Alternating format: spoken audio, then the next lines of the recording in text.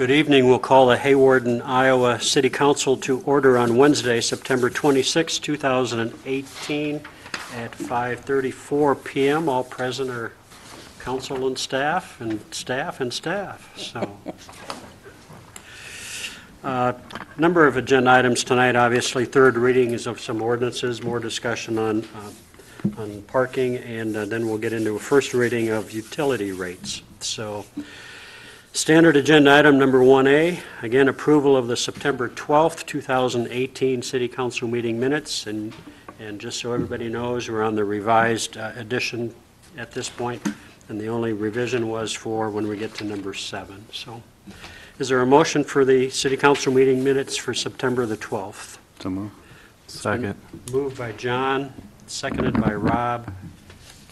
Further questions or clarifications about those minutes? Hearing not, I call a motion in the second, so all in favor say aye. Aye. Those opposed? That passes 5-0. Next, we have some claims for payment for today, and I'll start to my left with Rob for questions. No questions. Okay, thank you. Jen? No questions. John, any questions? None, thanks. Travis? None, thank you. Tim? None. So moved. Been a motion by Tim. Is there a second? Second. Seconded by Travis. Sorry, Jen. You got there first. My right ear is better than my left. So. Closer. That's true, too. All in favor, then, of the September 26th claims for payment, say aye. Aye. Those opposed?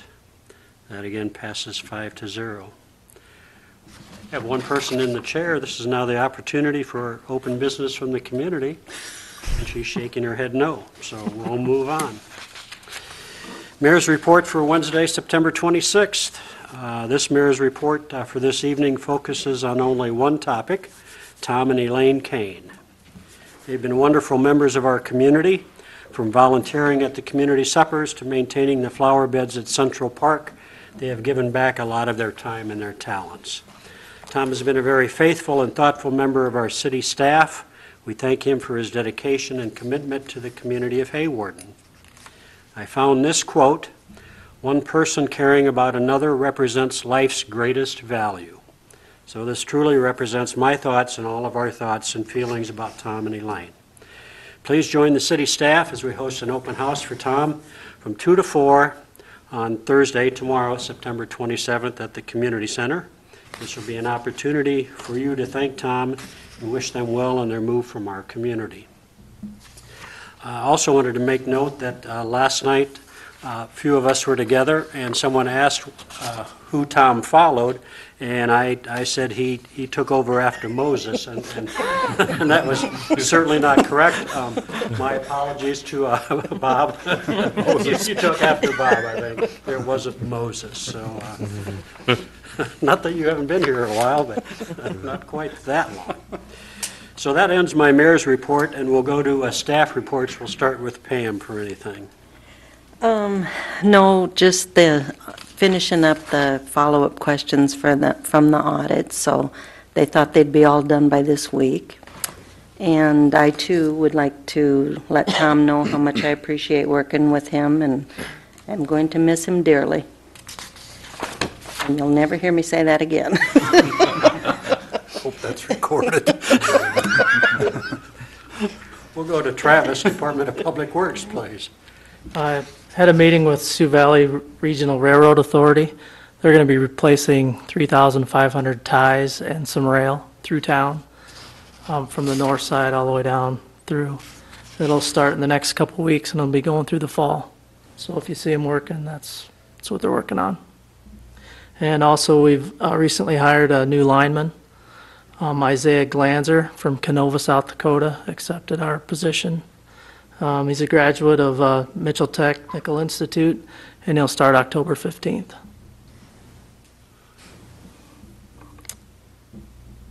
Good. Well, welcome to him.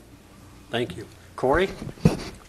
A couple things. One, we're working with the school right now doing kind of an assessment of the traffic at the high school in the mornings. I know we've had people come talk to us about designating one certain way as a one-way for the new students to drive in and out of make it a little bit safer for our younger kids that are on mopeds or walking to the middle school. I know they kind of separate the high school and the middle school the way it is already, and with the bus traffic and whatnot, it kind of makes sense. So I've been sitting up there in the mornings kind of checking it out, and hey, I can see where there is some concern for that. So we're going to look into that a little bit further and see if we can't develop some sort of plan and help them out in that aspect of it. The other thing that we have going on right now is we're still going around trying to get people to get their yards looking good for the fall. You know, it's kind of one of those things, you put a nice yard to bed and you see it grow in the spring. It's kind of our philosophy, or at least trying to get people on that bandwagon. But had a lot of positive comments about doing that as well. So we're just trying to stay vigilant with that aspect of it. Thank you very much. Mr. Pickner. I don't have anything to report. All right, thank you. Mike DeBryan. Just want to notify some of the residents on a couple of the routes of our budget billing, first of all. Several times throughout the year, we check on our budget billing and how our numbers we projected, and then how that's going to follow throughout the year for those that are on budget billing. And very seldom do we have to send out new budget estimates, but this year looks like we're going to have to adjust some of them. We had, normally they sign them in the spring in April. Well, our winter went to April, and then our summer started right away in May. And normally during those few months, people are able to get ahead a little bit or catch up from the winter. This year hasn't. So just to inform the residents that when you get those, that's why we're trying to keep things from next April from somebody having a huge bill, even though they were on budget. Over the next 3 months, we are going to go to reading our meters on one route. And right now we're doing two.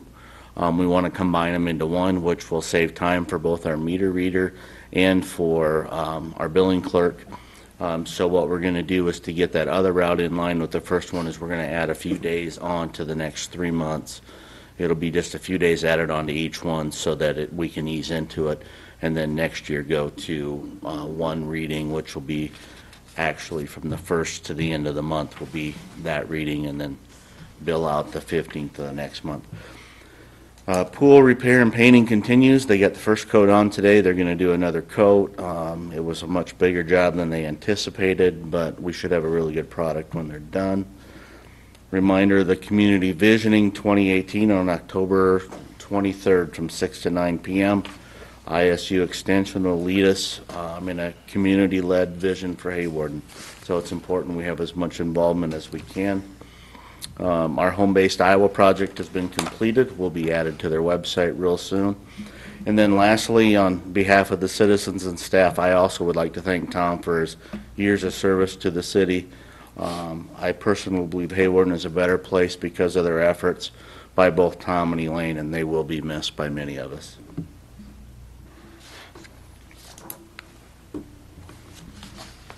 Okay, thank you. And that, I think if citizens haven't started that budget billing, it's a fabulous, I mean, it's just a great thing for them to do. It really avoids the high and low, and you know what your bill's going to be. It's real consistent. You, like you just said, you keep a good eye on it, so they're not going to get, not going to get behind. So that's great. Anybody else? Oh, Tom. Sorry. Saving the It'll best. be short, like it usually is. We're going to but, keep you under 25 minutes, he said, so hang on. and start the timer. I do have a list here. The mayor, the city council, city attorney, Mike, Pam, Corey, Travis, Kathy. Y'all, it's always been a pleasure working here, and I just really appreciate the time you've let me be here. And I'd like to say also to the ladies in the front office, the outside guys who make all of us look good, and to our customers especially that we work for, thanks for letting me be a part of your lives in a community that I do love. And it'll be hard for Elaine and I to move away from here.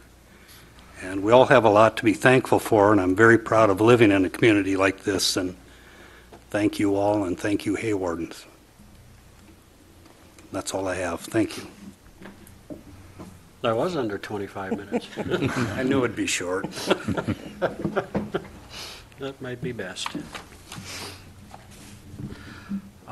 Moving on then to, if you have questions of staff from council or council comments, please. Citywide cleanup is this weekend? Yes. Okay. This will be your last one. Do you get to man it or not? Tom, gonna let you Have to the bring other Tom biscuits gonna and let you in? gravy for the attendee down there.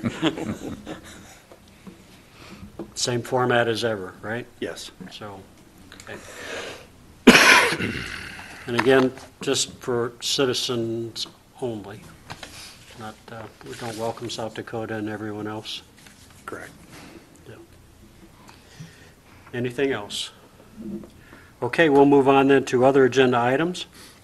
Agenda item number 3, again, this would be the third and final reading of ordinance 703, which amends the codes and provisions pertaining to alcoholic beverage control. Again, we're changing just the wording as the state says to any alcoholic beverage. Is there a motion for the third reading of ordinance 703? So move. Moved by John, is there a second? Second. Seconded by Jen. Questions about this? Hearing no questions, call for a roll call vote for the third reading of ordinance 703. Clucky, Aye. Feldhacker, Aye. Olson, Aye. Kurth, Bergsma. Aye. On a 5-0 roll call vote, third reading then of ordinance 703 passes. Agenda item number 4, this is again the third reading of ordinance 704, amending the ordinances pertaining to traffic regulations. This then does some wording again in texting or mobile phoning using a commercial motor vehicle. Is there a motion for the third reading of ordinance 704? So moved. Moved by Rob, is there a second? Second. Seconded by Jen. Questions or clarifications? Hearing none, roll call vote then for the third reading of ordinance 704. Olson, Aye. Kurth, Bergsma, Aye. Feldhacker, Aye. Clucky, Aye. On a 5-0 roll call vote, ordinance 704 passes. Agenda item number 5, third reading of ordinance 705, amending the code again of ordinances for our city pertaining to cigarette and tobacco permits. This is clarification to where we send our permits to. Is there a motion for the third reading of ordinance 705? So move. Moved by John, is there a second? I'll second. Seconded by Jen. Any questions with this? No questions, ask for then for a roll call vote for the third reading of ordinance 705. Bergsma, Aye. Olson, Aye. Kurth, Clucky, Aye. Feldhacker, Aye. On a 5-0 roll call vote, third reading of 705, ordinance 705 passes. Agenda item number 6, discussion and possible action on the first reading of ordinance 706. This is in regards to the Code of Ordinances adding a new section for regulating parking or storing vehicles on unimproved surfaces. Did not have an opportunity to see the video that was sent out today, so we're going to ask to play this so we all are understanding on what we're looking at and trying to talk to. So if you could dial that up, please.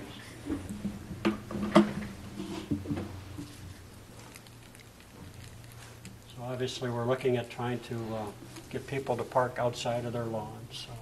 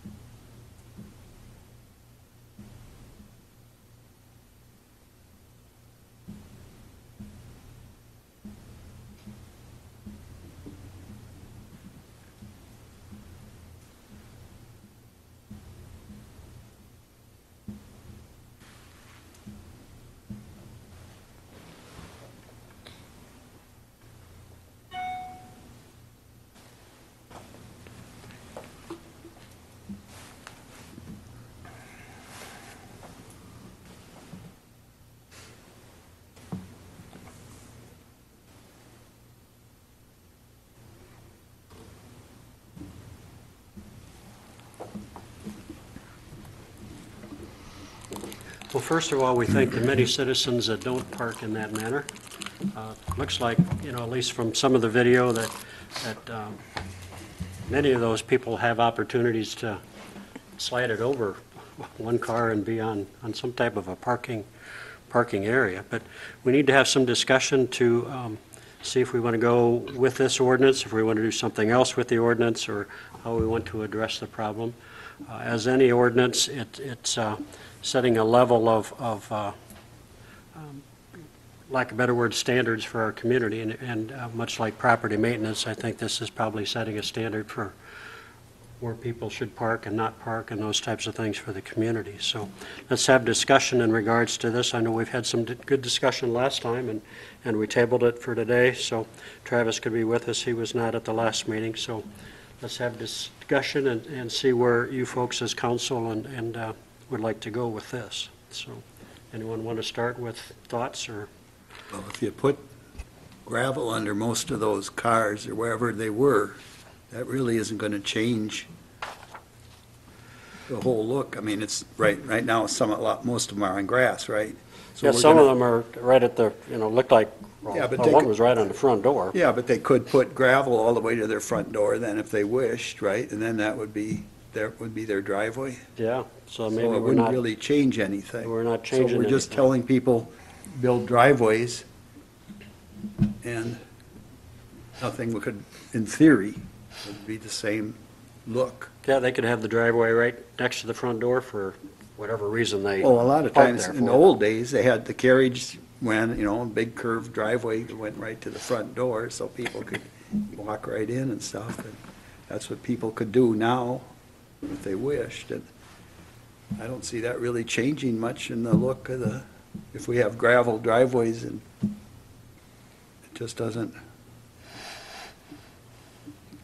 just seems like a can of worms. We're gonna have the policemen running around, what, there 50 houses, whatever, in that little video. And have 50 people that are gonna have to build driveways or whatever. So how If we're could, gonna get a bunch of people mad, I'd rather have them tell them to build sidewalks so the kids aren't on the street than to tell them they're some aesthetic idea that I don't like the way your yard looks because you're parking on your yard. And, when we moved down here, that house that we moved into had a dirt driveway for 90 years. And then we finally put a concrete one in, but that's just because we didn't have to back then. Now I guess we would have to, but it just seems like people that want a driveway usually build one, and if they can afford it. They want a garage, they build that if they can afford it, but it doesn't seem like, are we gonna make an ordinance, no parking motorhomes? I mean, a lot of people bought motorhomes because there was no ordinance, and now we're gonna tell them you can't have it next to your house. Just, I don't know. I don't like telling people. I'm kind of libertarian, where you make a law if it's important, but for aesthetics and stuff, it's kind of like, can't we just persuade people?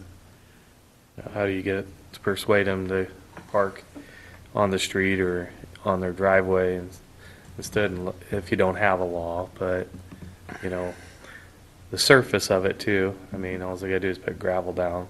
We're not saying they have to be concrete, but, it's hard to get compliance, and I know it's gonna tie up your guys' time going all over town, and that is We one hire of, a code enforcer then to go Yeah. around checking Yeah. trees and that's one of my grass? concerns too, is how much time do you have and still do your other duties to, Well, the nice thing about it is when we're doing patrol, obviously we're looking for criminal activity that might be going out there, but we also pay attention to detail. We see all these other things that are going on. It was easy for me to go out and shoot. I think I only put on there like 50 pictures, but there's literally over 80. And I only put some of the ones that I thought, could really emphasize the issue at hand.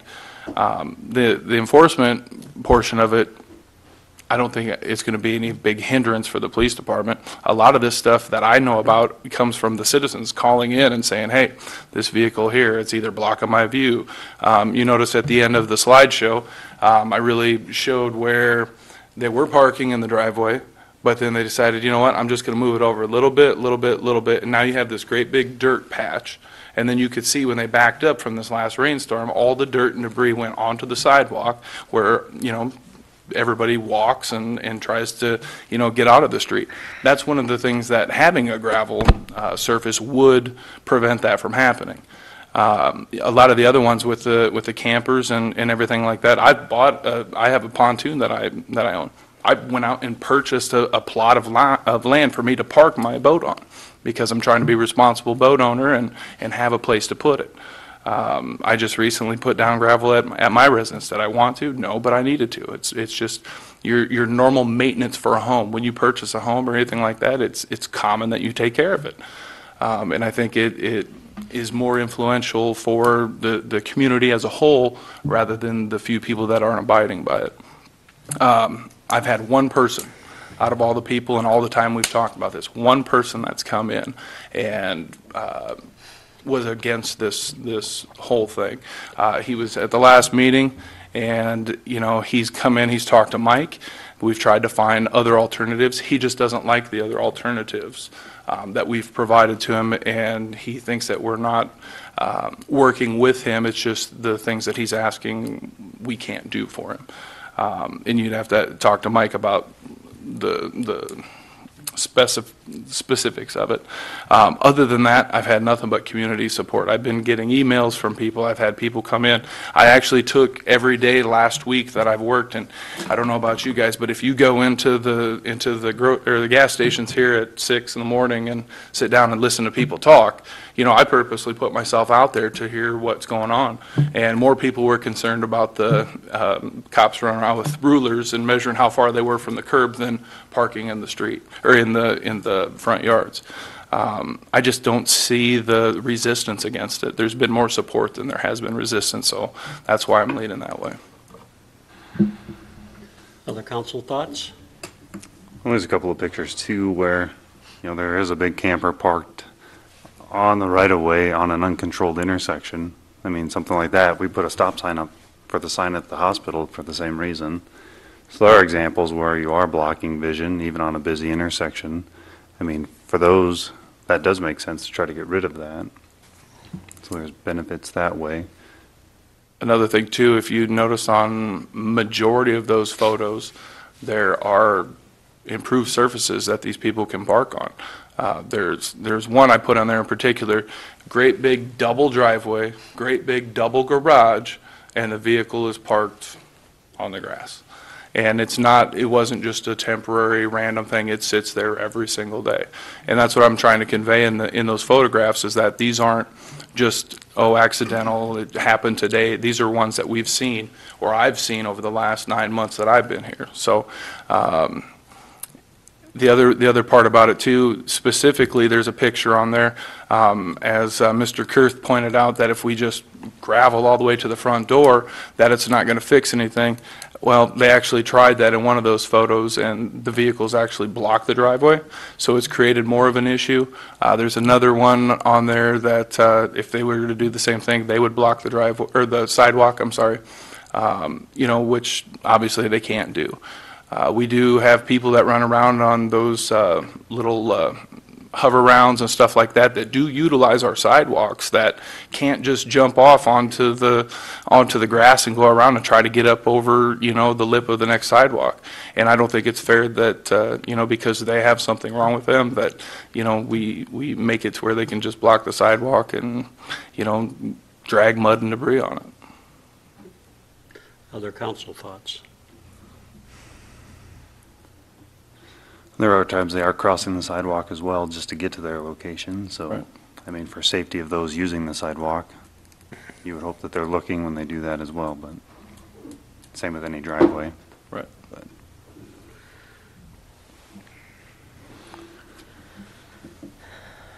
Okay, any other discussion?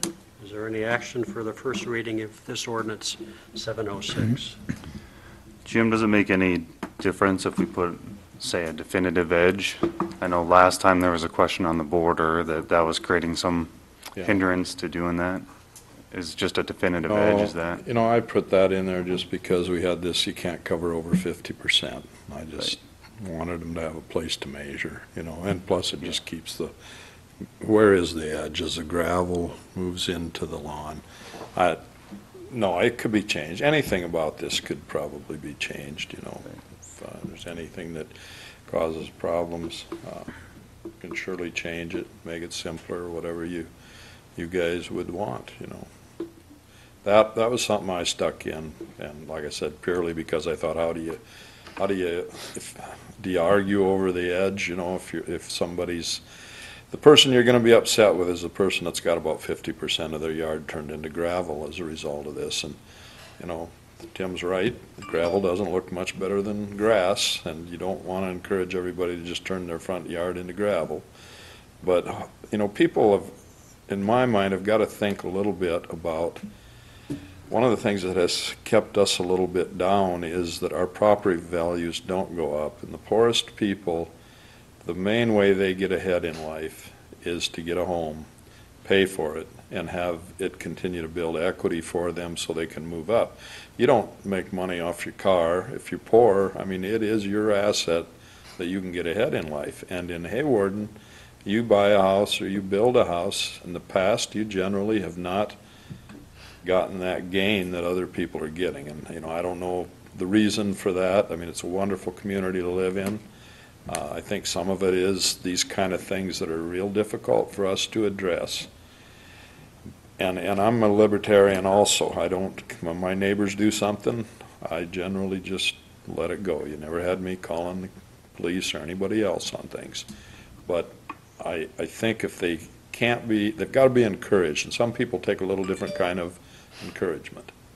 So, but we can rewrite anything. I got off track. Sorry. A definitive edge, though, can be very cheap. I mean, you can buy landscape timbers for $3 a piece, you know, just something to define that driveway. So, you know, that black edging you can put in the ground. I mean, anything like that is fairly cheap. So, you know, I personally, in looking at the code, like the definitive edge. So, you know, as you put gravel down and you start spreading it around, it gets farther and farther into the yard, and then pretty soon they don't want to mow there because it's throwing rocks all over. Or pretty soon you got weeds growing up, and we don't want to weed eat them because it's going to throw rocks all over. So, I'm in favor of the definitive edge. It's just the border, some people weren't quite as strong about last time. And I did include a picture of what somebody did on one property, and they did just like you said. They just bought the landscaping timbers, threw them down, and then just put, you know, Class A red rock down, and it actually looks a lot better than what it did before.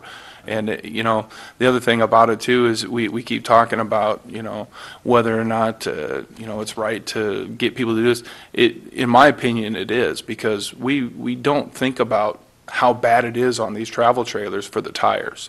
You know, and I don't know how experienced these people are. If you have weather check tires and you just pull it down the highway going 55 miles an hour and you have a blowout, you have a mess on your hands. And these are people's lives that we're talking about. They may not think about it. They may not read the maintenance and wear and tear manuals, or even understand that parking in the grass with the humidity here in Iowa is horrible for your tires. And, you know, that's just another angle to look at it, why it would be a benefit for us. Is it much better on dirt? Yeah, it's actually a lot better. It doesn't have the moisture.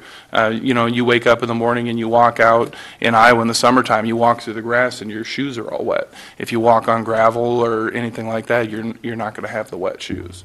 And that's what gets onto the tire and actually cracks them and makes them bad. But all the big cities that have ordinances like this also have code enforcers that aren't the police.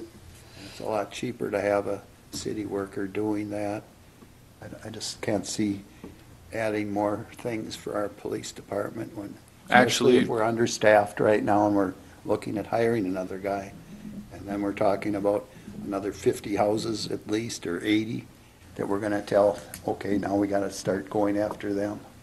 Sure. Actually, in 2001, we started a nuisance abatement program for the city of Sioux City. Within the corporate city limits, you're looking at about 76,000 people. The city hired 4 people part-time to actually enforce just nuisance abatement. For most of the other stuff within the city, they have a city inspector, and that city inspector does all the building codes and whatnot that the city wants to enforce. So four kids basically in college that were going to school for police science maybe worked a total of 6 hours per day, Monday through Friday during the summer. The rest of that was done by the Sioux City Police Department. The Sioux City Police Department took 4 individuals from their staff, and all they did for 76,000 people was nuisance abatement stuff. The nice thing about it, and I know I've talked with Mike about it as well and some other people within the community, is that each of those officers made a community relations, and they had like the West Side Coalition that consisted not only of that officer, but of other people within that community that wanted to help make a difference. They understand that, putting that on all these people or these officers is a lot, but they can't be everywhere all the time. So this coalition would basically go on walks, literally a good thing, and it brought the community together. And they would go and they would talk to these people and try to help them out. And if there wasn't anything to do, then they would give it to us, and it'd be something else that we would add to our list. But I don't think adding this to our list of things that we already do is a burden whatsoever if 4 kids and 4 cops in Sioux City can handle it. Any other thoughts from council? We did also talk last time about the hardship. If we did put this in place, having some clause for hardship, demonstrated hardship, that we could work through a plan devised by the city. And I still think that's probably worth considering. Actually, maybe with a easy the way vision packet that we filled out, I actually included that in something on my aspect of it as a vision that I see. What I would like to see is a way that we can help these people that are oppressed or semi-oppressed and assisting them once they are willing to invest in themselves. We have properties where these people, if they would just pick up a little bit or, do this. I want to invest in somebody that wants the help, that wants to do something, right? So I agree. I mean, there's things that we could do to help people out, but I just don't think it should just, be people running around mowing your grass and stuff like that. Help me help you. That's all I'm asking. And I think together we can do it as a community.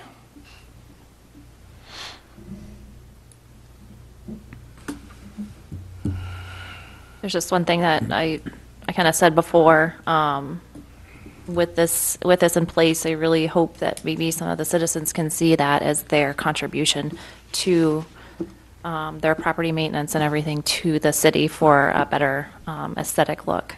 Right. Just like you said, just own it and take responsibility, and then that's their contribution to our community, and goes with the vision that we were talking about when we were on, trying to get on city council. So I agree, and I agree wholeheartedly with Jim as well, as far as that's an investment. I mean, nobody buys a property for it to go down in value. You hope that it appreciates, and that's something that you can have pride in, that ownership, I guess. I think, Jen, I hope that too would be part of our visioning process in October. We have to get the citizenry to reinvest in ourselves. It was a big one in 2010 when we did it before. It was. I like the nuts and bolts of the ordinance. This is something that I see quite frequently also on my trips in and out of town, or if we walk, we've run into issues where the sidewalk is covered with mud, specifically in a couple of areas. So the way it was laid out, I am all in favor with. So because of that, I make a motion to approve. Been a motion by Travis. Is there a second? I'll second that motion. Seconded by Rob. We've had good discussion. This is an ordinance, so we call a roll call vote, please, for the first reading of ordinance 706. Kurth, No? Clucky, Aye. Feldhacker, Aye. Bergsma, aye. Olson. Aye. On a 4-1 vote, first reading of ordinance 706 passes. This again will go through 2 more readings, as we always do with ordinances here. Agenda item number 7, this would be the first reading of its ordinance 707. This is in regards to wastewater utility rates. I'll start with Mike with further clarifications. And again, this was on our revised one today. Yeah, and I'll explain the revised. And what this does is it gets us toward where we need to be once we do our water treatment plant upgrades. It's raising the system charge or the base charge $5.80 to $21.20. And then July 1st, we'll be looking at an increase of that to $27. It also, our charge per 100 cubic feet, it raises that to $1.38 from 76 cents, so a 62-cent increase, on our way to a $2 increase where we need to be to pay for the repairs and the loan amount. The revision part is underneath item B in that paragraph.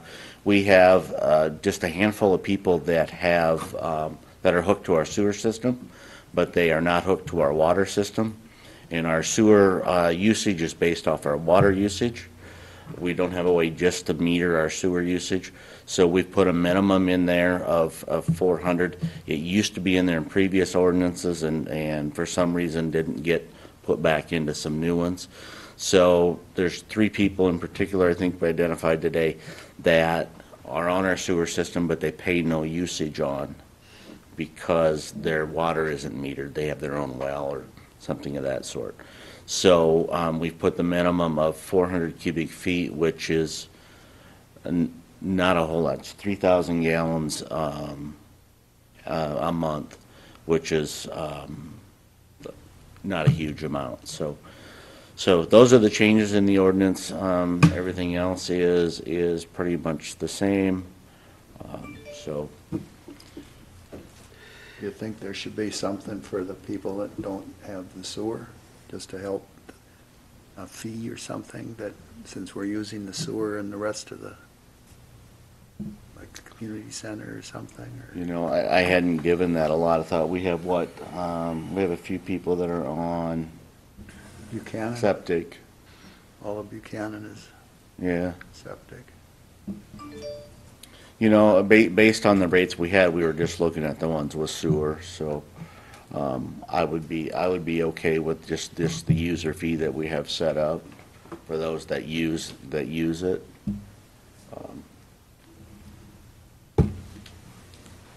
Okay.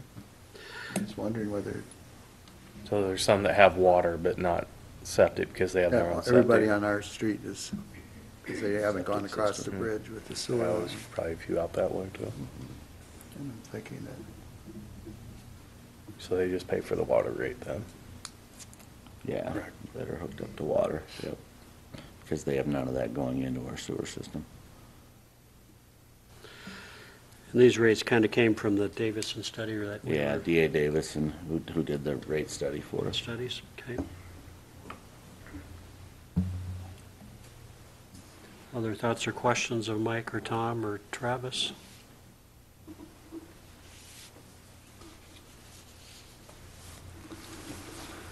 Is there a motion for the first reading of ordinance 707? So moved. Moved by John, is there a second? A second. Seconded by Jen. Further questions with this? There's been a motion and a second for the first reading of ordinance 707, amending the pertaining to wastewater utility rates. Call for a roll call vote, please. Feldhacker, Aye. Bergsma, Aye. Clucky, Aye. Olson, Aye. Kurth. aye. On a 5-0 roll call vote, the first reading of ordinance 707 passes. Again, we'll have the second reading at our next meeting and third reading following that. There's one consent agenda tonight. It's a request from the golf course for liquor license transfer, October 6th on a Saturday. Is there a motion for the consent agenda? So moved. Moved by Jen. Is there a second? Second. Seconded by John. All in favor of the consent agenda, say aye. Aye. Those opposed? That passes 5-0. Our next meeting will be Wednesday, October the 10th, at the same time. There are refreshments tonight for Tom, his last city council meeting with the city of Hawarden. I'd entertain a motion to adjourn. So move. Moved by Rob, is there a second? Second. Seconded by Jen. Tom, thank you very much. All in favor of adjournment, say aye. Aye. Those opposed?